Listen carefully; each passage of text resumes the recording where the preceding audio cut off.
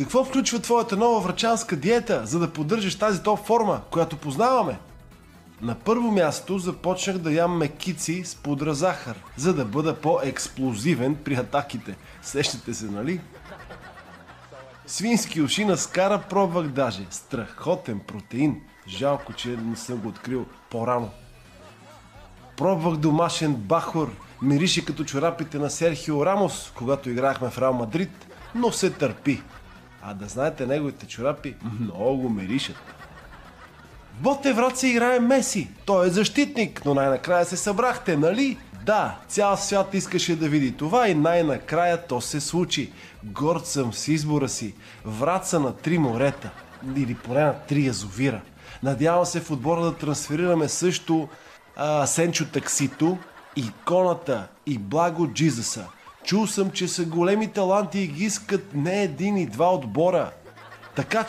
Така ще подсилим всички игрови линии, за да имаме стабилна конкуренция. Конкуренция като за маса в местната дискотека. Там още не съм ходил да ме бият, но и това ще стане. Какво мислиш за българското първенство по футбол? Кажи ни, хайде. Да, може би и аз ще си присъдя коса, ако моята окапе. Не, питам те какво мислиш за българското първенство по футбол? Да, за българското, кажи. Уникално е, че цялата тази добре смазана машина се управлява от няколко промила. Това е невиждано, казвам ви. Чувствам, че бих могъл и аз да се пропия и да се развивам нагоре. Стига да ми се позволи това.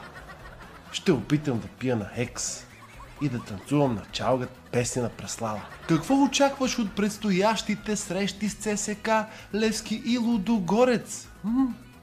Бих им казал да треперят.